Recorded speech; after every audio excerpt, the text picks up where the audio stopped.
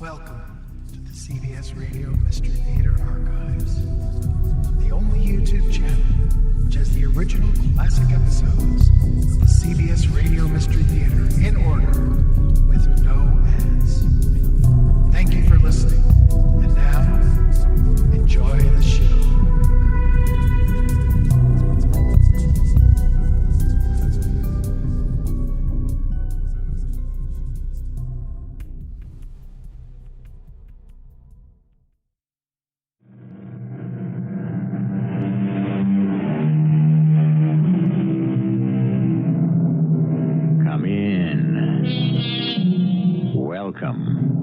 I'm E.G. Marshall. And I know I'm E.G. Marshall. The reason I stress this is because the world seems to be suffering from an identity crisis. People are turning to the Orient in a search for their real selves. Others turn to drugs, and others to new forms of consciousness raising. Today's story is titled A Question of Identity. But in this tale, the search is not for oneself, but to identify the right husband. What do you want of me, Hillary? Proof. Prove to me that you are the real Bob Christie, the man I divorced 12 years ago. Prove it with memories, the little things that only you and I would know. Things I've tried to forget. Hillary, this is no place for reminiscing. Why is that phony tourist still hanging around? You can't use him as an excuse anymore. He's leaving. Yes, and he's also leaving that expensive camera case behind. Come on, Hillary, run!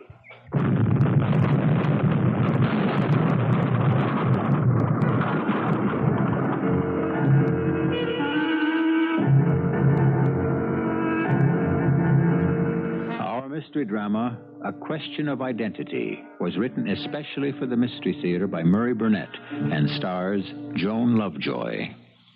It is sponsored in part by True Value Hardware Stores and Certainteed Fiberglass Attic Insulation. I'll be back shortly with Act One.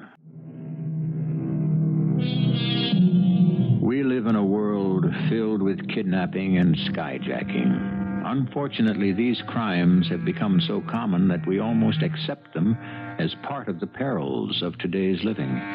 Of course, we all know that the motive for kidnapping or skyjacking is either political or involving money for ransom, and sometimes both. Today's story starts with a kidnapping which had neither of these motives. Indeed, it was so unusual that it seemed to be motiveless.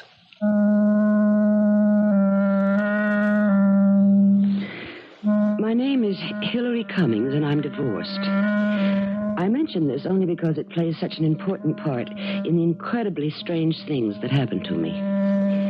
It all started on an ordinary Wednesday as I left my apartment in New York City on my way to my job as court stenographer. It was raining. No chance for a cab, I knew, so I opened my umbrella and started for the bus stop on the corner. Two men ranged up, one on each side of me. Miss Hillary Cummings? Yes. We'd like you to come with us. What? Who are you? No, I'll be explaining when we get where we're going. Our car's right over there. Well, thank you, but my bus is right over here. You can ride with me and explain. That's not satisfactory, Miss Cummings. Let go of my arm or I'll scream. Help me lift her into the car. All right, give her a chance to breathe, Harry. Miss Cummings, you can scream if you wish, but it won't do you any good. I was being kidnapped. My first emotion, utter disbelief, and then followed quickly by anger and fear, particularly when the man who had been doing all the talking attempted to reassure me. I give you my word that no harm will come to you. We're simply going to ask a favor of you. Well, for people asking favors, you go about it in a calculated way to get a refusal. I've already apologized for this, Kidnapping. No, you got it all wrong. You'll understand everything when we reach our destination. Well, the police won't. They know of kidnapping when they hear about it. No more talking. Now, shut up. Unless you want to be gagged. There was no question that he meant what he said, so I obeyed. The Car traveled fast up the West Side Highway, crossed the Henry Hudson Bridge into Riverdale, turned off at Fieldston, and came to a stop in the driveway of a gracious old mansion. My captors politely ushered me in through large double doors and then into a paneled library. A gray-haired man with twinkling blue eyes and the face of a cherub rose from behind a large desk. Ah, Miss Cummings. I'm delighted to see you. Please, sit down. Would you care for some coffee? Tea? Or rather, excellent croissant, eh?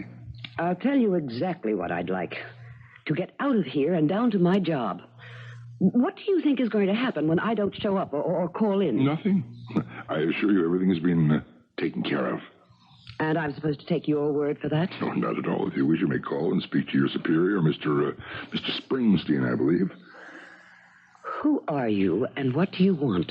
Who I am is of no importance. What I want is, simple. I want a small favor from you, one which will do your country a great service. Are you telling me that you're with the government? That's right. Then why didn't you just call and ask me to come and see you? Well, there were considerations. Time for one, security for another. Security? Look, are you sure you have the right woman? Hillary Cummings is your maiden name. And some time ago you were Mrs. Robert Christie, correct? Oh, my marriage to Bob has something to do with my being here, then. It has everything to do with it. I have no choice, believe me. Miss Cummings, you would know your husband if you were to see him again, now, wouldn't you? Well, I'm not sure. You know he had some plastic surgery done after the accident. I haven't seen or spoken with him since. We're aware of that. I can only tell you that the plastic surgery did not alter his looks that much. What is much more important, I think, are the things that remain constant, such as memories that were shared by only the two of you. I'm getting a very bad feeling. I don't know whether I'm Alice in Wonderland or a character in a James Bond story. I would like to leave now, may I? No. I'm a prisoner? Well, only until you hear me out. Just please listen, and if you then decide you don't want to help us, well, you'll be perfectly free to leave. Do we have a deal? Do I have a choice? I'm the head of an intelligence operation. One you've never heard of. An intelligence gathering outfit. And how does Bob connect up with this? Well, he's done some work for us at various times. No one can question his extensive traveling because of his regular job as a hotel management consultant. He makes an ideal courier. Someone who carries messages, you know. I've read enough spy stories to know what a courier does. So we come to our problem. Some weeks ago, we were told about an important message that was shortly coming out of Vienna. Our sources informed us that the message had extraordinary importance. We therefore decided to use your ex-husband to pick up the message and bring it back. Bob was legitimately visiting Vienna at that time, and we prearranged with Bob to send us a postcard setting up a time and place where he would deliver this message to us. I've mentioned its importance before, so you may understand our consternation when in the past 3 days we received 3 different postcards, all presumably signed by your ex-husband, setting up 3 different times and places for us to accept delivery. As much as it embarrasses me to admit it, well, there must have been a security breach of significant proportions. But what has all this to do with me? Well, in order to make absolutely sure we get the right message, we need you to identify the right Bob Christie. Mr. Smith. Smith will do. Mr. Smith, now I hope you won't be upset if I say that what you've just told me is the most absurd story I have ever heard. Well, why absurd? You have employed a man as a courier for some years, and yet you expect me to believe that you can't identify him? Bob Christie and I have never met. Actually, he's only had contact with 2 different operatives, none of whom spend more than 5 minutes with him. But you must have pictures or fingerprints, of course. You must have his print. We had. Both in his file and in our computer banks. But unfortunately, his file is missing, and something has happened to foul up the computer tape. Well, I'm afraid I can't help you. it means that I'd have to see Bob again. And that would be painful. Yes. I know. I've read the court record of the divorce proceedings. Court records? They don't begin to tell you anything. There's no record of the last words I spoke to Bob Christie, is there? No. Well, I've never told this to anyone. And I'm only telling it to you so that you'll understand why I must walk out of here. Right after the accident, I went to the hospital. Bob was lying there in his bed. If he saw me come in or heard me, he didn't say anything. And I went to the bed, leaned over and whispered, "Damn you forever, Bob Christie. I hope to God you die." And now you are asking me to meet with this man and identify him for you. I have to. Are you sure that Bob heard those words you said to him in the hospital? Well, I suppose he did. I never thought about it. I just know I said them. Perhaps he was unconscious. I'm not saying he was, but, well, he might have been, and then he would never have heard them. Suppose I identify the wrong man. No, it's hardly likely. You're not going to be meeting a stranger. One man will undoubtedly have the memories that only you two can share. You'll see. You talk as though I were going to do it. We checked on your background. You have a strong conscience. You can't walk away from this and live with yourself, particularly when I tell you that the moment you appear on the scene, you become a pawn and perhaps expendable. And what has that to do with conscience? Well, your record also shows you have courage. I'd like a little more time. Come in.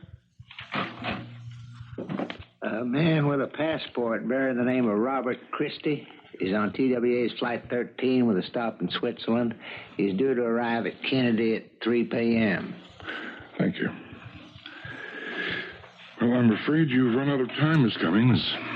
Your first appointment is 4 o'clock this afternoon in the Blue Sky Lounge of the Metropolitan Motel.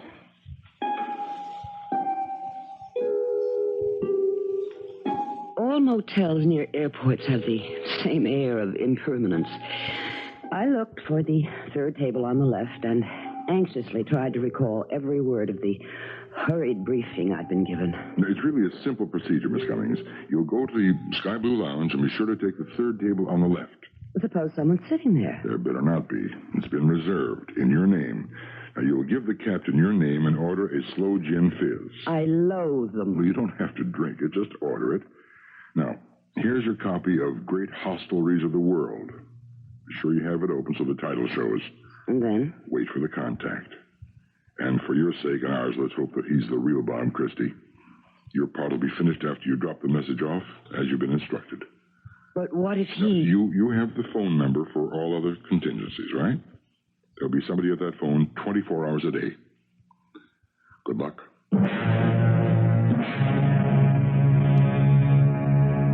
So, there I was, sitting at the third table on the left with my book open as directed, and nothing happened.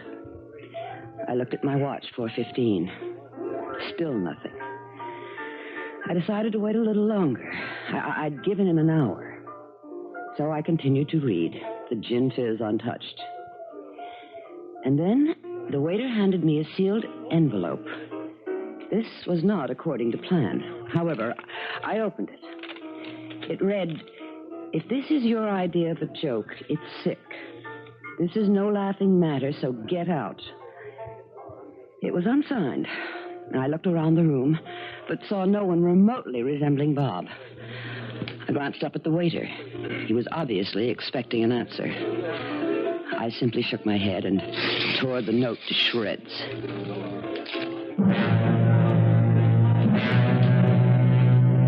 It wasn't more than 10 minutes later.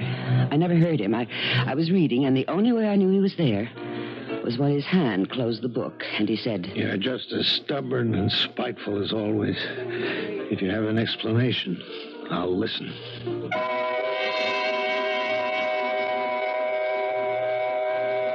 Everyone knows that love is blind, but how about hate? In the case of Hillary Cummings, she's been asked to identify her own husband, a man she hates. Will this hatred lead her to make a mistake? I'll be back shortly with Act 2. I'd recognize him anywhere. How often have we said those words without thinking? And what is there to think about? Certainly it's a simple matter to recognize someone you've known intimately, even if you haven't seen or spoken with him in a dozen years, unless there are 3 remarkable lookalikes, each one of them claiming to be your ex-husband. That was Hillary Cummings' problem. She is face to face with the first claimant and desperately unsure. I'm still waiting, Hillary. Well, the plastic surgeons did a good job. You look just as you should. I want to know why you're sitting at this particular table, in this particular lounge, at this particular time. Because Robert Christie is supposed to deliver something to me. Agency sure must be scraping the bottom of the barrel if they have to use you as a pickup contact. Here's the message. I can't say it's been nice seeing you. Wait just a minute, there's more. No, not for me, there isn't. Suit yourself. It will make it easier for me when I talk to the other 2 men who claim to be Robert Christie. What? The agency received 3 postcards setting up 3 different meetings. That's why, as you so charmingly put it, they scraped the bottom of the barrel and came up with me. You always were a liar. I don't know how you found out as much as you did, but I do know the agency has my prints. Your file is missing, and somebody was also able to mess up the computer tape. Oh, somebody's given you all the answers. You can check. I'm going to, right now. He left to phone the agency, I suppose. He could have been Bob. He'd had plastic surgery, and maybe this is the way Bob would have looked after aging 12 years. And he talked just as viciously as Bob had. But somehow that bothered me. I wondered if he'd been coached. Shouldn't the years have taken some of the edge off his bitterness? Straighten me out on just what you want from me. You know damn well that I'm Bob. How about the other 2 men? They're imposters. Well, I'll admit you look about the way Bob might have, considering the plastic surgery. You seem to have many of Bob's characteristics. But I don't want to pass judgment until I'm absolutely sure. Oh, what a clever little trap. I don't have my birth certificate with me, but would you like a peek at my passport? That scar above your lip, that's new, isn't it? It doesn't look as though it came from plastic surgery. And Bob didn't have any scar there. He's very observant. I got this from a dog. Oh, but Bob Hated dogs, you're right again. But you see, there was this girl, a good friend of mine. She had a poodle. One day, the little mutt picks a Doberman pinscher to fight with. In trying to separate them, I was the only one bitten. I see. What do you see? If you had any eyes or brains, you'd know that I'm Bob. We were married in the Church of the Good Shepherd on January 31st, 1961. Fred Stone was my best man. Your old college roommate, Gloria Humphreys, was your maid of honor. There was a blizzard, but we didn't care. We were going to the Bahamas for our honeymoon. Enough? Very convincing. But if you were an imposter, you might have been coached. Okay. You want absolute proof? I'll give it to you. The hotel has rooms upstairs. I'll register. We'll go up together, and I'll prove it That's to you. enough. I suppose you'd suggest that I make that test with all 3 of you. You wouldn't have to. I promise I'll convince you. No. Thank you. Okay. I'm going to report your refusal to the agency. Somehow I don't think they'll like it.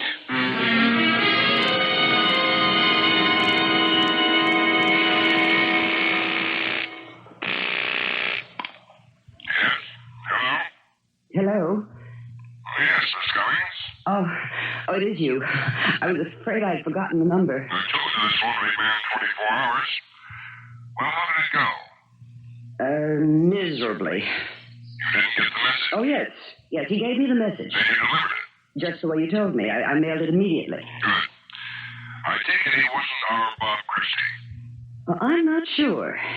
He did know an awful lot about the past. Now, what do I do about the next appointment? Well, I was hoping it wouldn't be necessary. You'll find all the information you need in an envelope, which is on its way to your apartment. I was completely miscast as a female James Bond. Instead of feeling excited or curious about my meeting with the second man who claimed to be my ex-husband, I dreaded it. I hated the frightening spy jargon of the instructions. You will proceed to the Central Park Zoo. You will arrive at the 5th bench from the south entrance to the zoo, not before 1:30 nor after 1:35. It has been arranged there will be no one sitting on that particular bench. You will seat yourself and prominently display the book review section of last Sunday's paper. A copy has been furnished you. A man will sit next to you who will say the following words exactly. I never can understand people who judge books by reviews, to which you will answer exactly, I much prefer judging them that way than by their covers. I pretended to read the book review section while trying to spot someone who looked like it might be Bob. Finally, a man approached, and I blinked. For a moment, I thought he was the same man I'd seen at the airport, and then I noticed he was a trifle stouter, and his hair was a little thinner. Hillary? It is you, isn't it? Yes, it is. Oh, of course. But I don't understand. Oh, excuse me. I never can understand people who judge books by reviews. I much prefer judging them that way than by their covers. Hillary, there must be something very wrong. Wasn't that the proper identification? I don't mean that. They must have had some reason to involve you, but they shouldn't have. Hillary, how did you get into this? I'll tell you if you explain to me how you got that scar on your lip. Hillary, this is no game. You're right in the middle of something dark and dangerous. Oh, that's a switch. You trying to make me believe you're concerned about me. Still a small arc. Okay, it's your neck. The scar? I got it from a dog bite. A dog? Not mine. I broke up a fight between two dogs. Now, look, I'd like to turn over the message and say goodbye. I wish it could be that easy. But 3 different men claim to be Bob Christie. The agency asked me to discover which one is really Bob. Oh, I can't believe that. The agency has goofed. They've lost the file containing Bob Christie's records and fingerprints. Are you saying I have no cover any longer? Someone knows all about me, what I'm carrying? Well, that's even worse than anything I could have imagined. Why? If you're really Bob, you have nothing to worry about. Have you any idea what will happen to the 2 men you brand as imposters? They'll go to jail? Sure. If they're lucky. More likely they'll turn up in the morgue. Oh, you're exaggerating. Did you ever stop to check on whether or not you were followed when you came here? Well, Sure, of course not. It never occurred to you. Just look around. Look and see if you recognize anyone who's been here since you came. Oh, that's ridiculous. Should have my head examined for staying this long. Goodbye, Hillary, and good luck. You are the one who's going to need the luck if you go before you've proved to me that you really are Bob. Brother, I've just found a new version of hell. I'm chained to the woman I divorced 12 years ago, chained more securely by fear than I ever was by marriage. All right, Hillary, what do you want of me? Proof? Prove to me that... Am I the first of the 3 men you meant? No, you're the second. Oh, that's good. Well, what's good about it? It proves you weren't sure about the first guy. Tell him the wild sports shirt over there. Where? Look, leaning against the tree with a camera, you see him? Oh, yes, he's obviously a tourist. So obvious that he bothers me. He's just been standing there fooling with his camera ever since I sat down. Oh, relax. Now, look, if you are Bob, you would remember moments we shared that only the real Bob Christie would know. Things that I've tried to put out of my mind the past dozen years. Oh, that's a cop-out. Why isn't that phony tourist going on about his business? Why is he still hanging around? All right. If you can't give me anything... All right. Hillary, how's this for openers? Philadelphia. The playhouse in the park. Remember the play Star-Spangled Girl? We left early and got lost. We couldn't find our way out of Fairmount Park. No one asked directions. We laughed till we had to stop the car and seriously debated going to sleep right there in the park. That's not bad. Not completely either. You can relax. That phony tourist, as you call him, is leaving. Now, wait a minute. I'm leaving that expensive camera case behind. Come on, Hillary. What? Don't ask stupid questions. Move!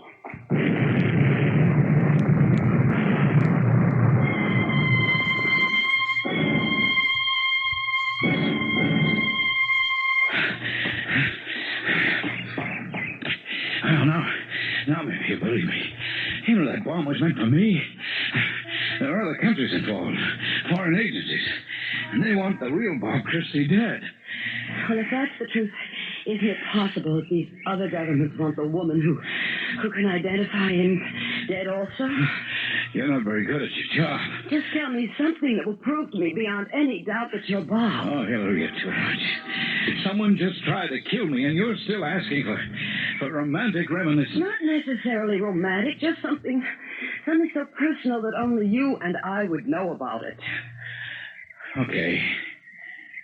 Look, would anyone but I know about the crazy notion you had that death somehow arrives when you run out of memories? I think you'll have to fill me in more. Come on, you know, we both love to walk, ramble around the city, exploring. And frequently we'd come to a street that held memories for you. The old-fashioned ice cream store where you had sodas when you were a kid, or maybe the house where your old high school chum lived. And you'd always say, I wonder, maybe if you live in one city your whole life and store up all those memories, and then suddenly there's nothing left, no more memories, I think that's when the person finally dies. Now, would anyone but me have known about that? Well, it's certainly what I asked for. But I still can't. I can only say you've given me something to think about.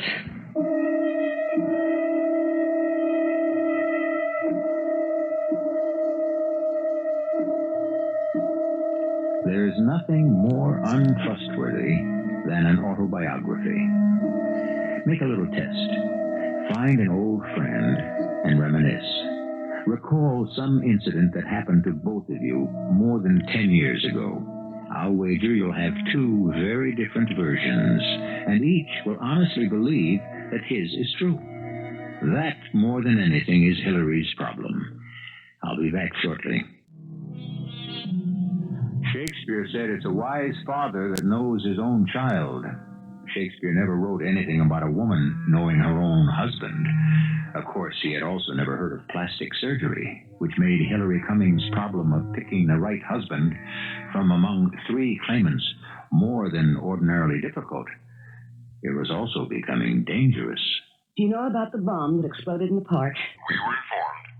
Well, what about the bomb? The second Bob Christie.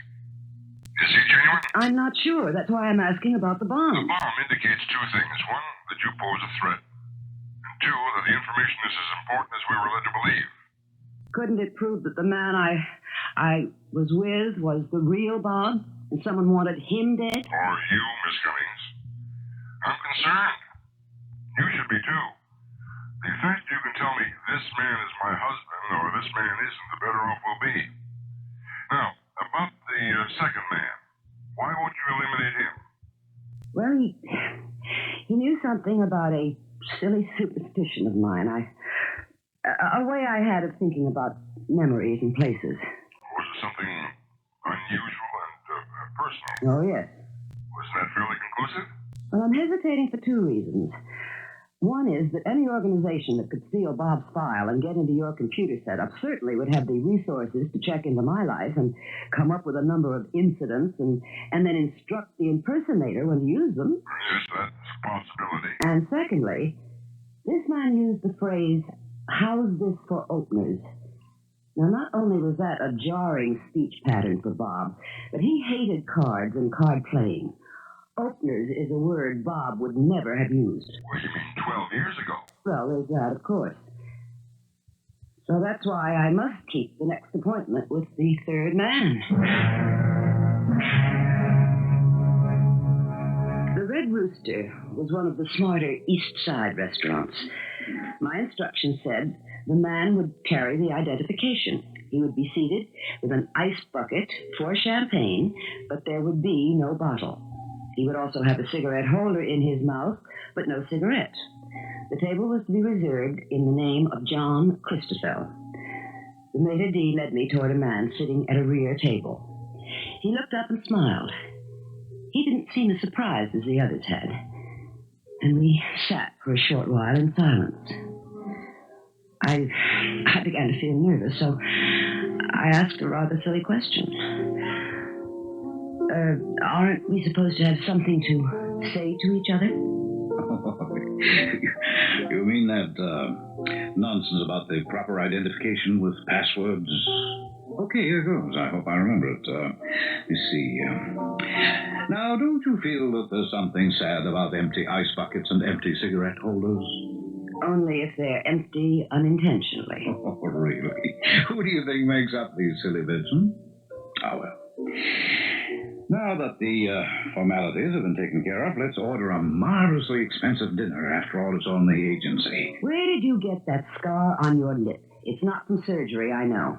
Are you feeling all right, Hillary? Maybe meeting me after all these years... Meeting you hasn't bothered me at all. You are the third man claiming to be Bob Christie.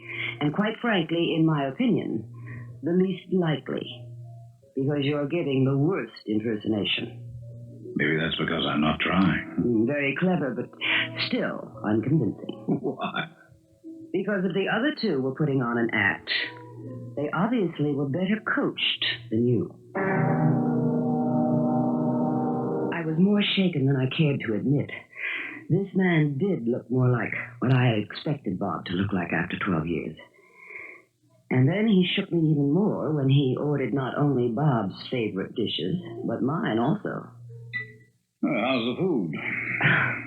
Delicious. Now, how did you get that scar? Well, I got the scar trying to be a peacemaker between two fighting dogs. Damn. 3 men, 3 scars, 3 tales of a dog fight. You seem to take this very lightly. Well, I know who I am, and I know who you are, and I know what I'm carrying. I'll give it to you, and you make your own decision. I'd like more specifics on our past before I make up my mind. I'm sorry, I refuse to oblige. Refuse? Or can't? Oh, poor Hillary. You're attracted to me, and you resent it. You resent it because of the quarrels and bitterness that made us break up. But why should I dredge up the past to prove to you that I'm Bob? You could set your mind at rest and make me very happy by using the final irrevocable test. No, absolutely not. Yes, I expected to be turned down.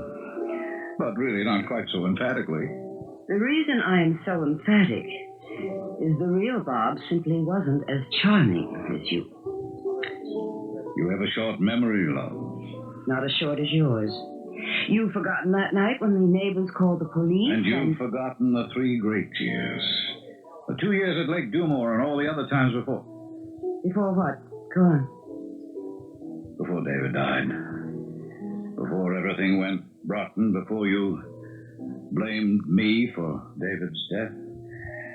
I begged you not to take David in that horrible jazzed-up sports car. But you did. And you always forget that it was the other car that jumped the divider and hit us head on. If you hadn't been going more than 80 miles an hour, it wouldn't... He would never... No, stop. Please, stop it. Don't touch me. No, listen to me, please.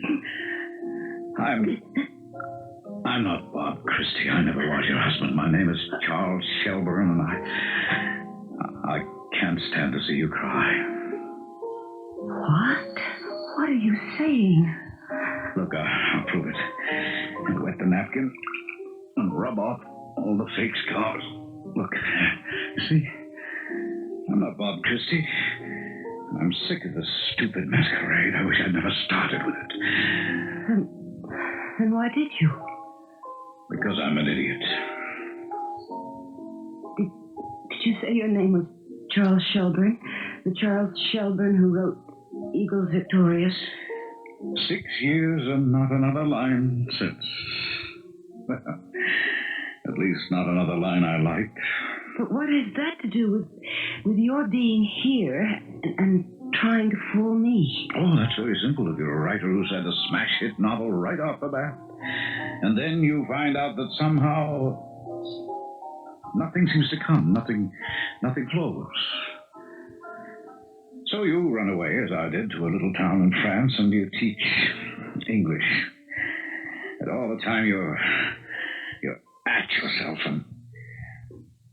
and then suddenly an old college chump turns up. You haven't seen him in 20 years, and he tells you he's with the government, all very hush-hush, and you'll be doing the country a big service, and maybe you could even get an idea for a book. All because I happen to look like I might be a guy called Bob Christie. If I hadn't read Eagles Victorious, I don't think I'd believe what you're telling me. You're a romanticist. I think sucker is a better word. What I thought was going to be sort of a lark turned out to be something else. Now that I've met you. Oh, this is ridiculous. What's going to happen to you when your old chum finds out that you've told me the truth? Oh, I hadn't thought about that. Here, I'll give you the message, but you can tell whomever you report to that it's a phony. But aren't you afraid that something... I suppose the stakes are high, but I can't see how hurting me will help them. But what are you going to do? Go back to my hotel, the Berkeley Plaza. Stay there for the next 2 days. And then go back to France and teach. What about your writing? If you're really interested, you know where to find me.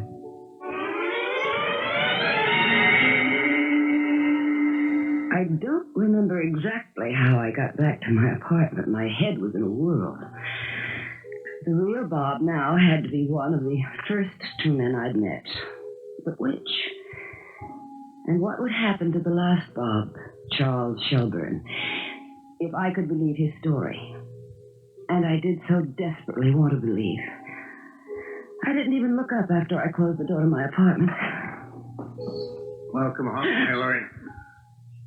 How did you get into my apartment? I'm here because I want to know exactly what you're going to tell the agency. None of your business. Entirely my business. I was able to get in here with a key I had made because I got nervous. I saw you running around interviewing prospective ex-husbands. Put that phone down. All right. You're stronger than I am. But you've just given yourself away. Now I know you're not the real Bob. Do you? Damn you forever, Bob Christie. I hope to God you die. You really are Bob. You remember what I whispered to you in the hospital.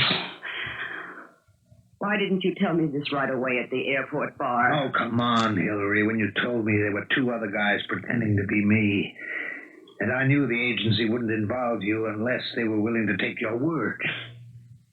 Then remembering how you felt about me, I figured there was a good chance you'd make a mistake on purpose. And hope the agency would kill you for me, Go to the head of the class. I could still do that, though, couldn't I? That's why I'm here. To give you a reason to tell the truth. That's almost funny, to need a reason to tell the truth. How would you like $50,000? You mean you're that frightened? You're offering me $50,000 because you think... I'm not offering you any. This money will come from my employers. From the agency? Oh, forget the agency. This is my own deal. I've been planning this for years. The agency ran me all over the world like an errand boy and paid me peanuts. Now, I made my contacts. I knew someday something really big would come along. And it did. This message. My employers are anxious to make sure the agency gets it and believes it. I warned them that this whole elaborate charade with 3 different Bob Christies was too much. They felt it would guarantee the agency believing it. Are you telling me that you're a traitor? I'm me. I drive cars too fast, spend too much, live too hard, and never am really happy. Well, now I'm taking the ultimate gamble. I'm offering you $50,000 for just telling the truth.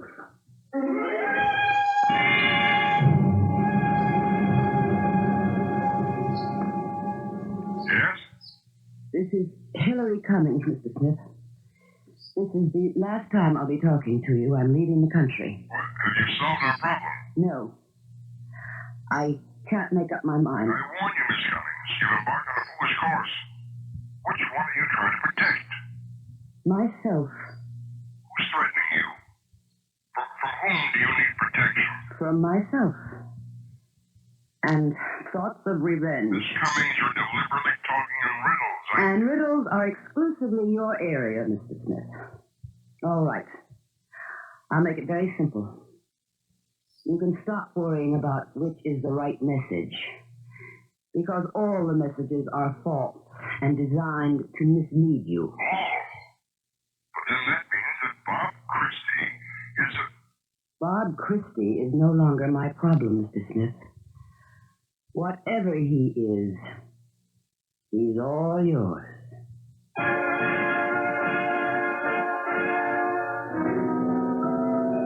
One of the in things today for people seeking identity is to spend 2 weekends or 60 hours at a transcendental meditation session. Hillary Cummings did it faster and perhaps easier, but not everyone is given the opportunity to play Matahari.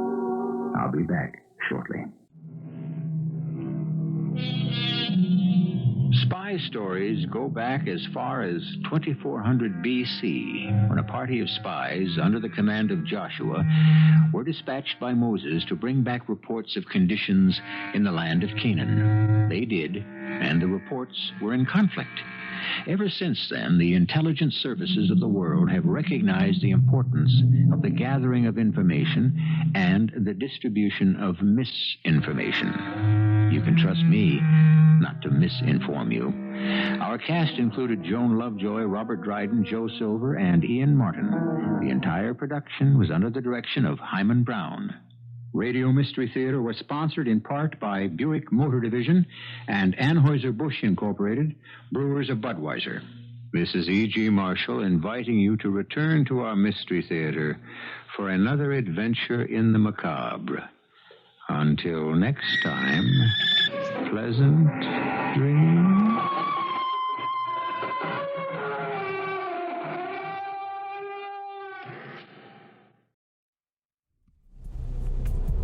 Enjoyed this episode of CBS Radio Mystery Theater. If you've enjoyed this and want to hear more, please subscribe to this channel. You can also visit my other YouTube channel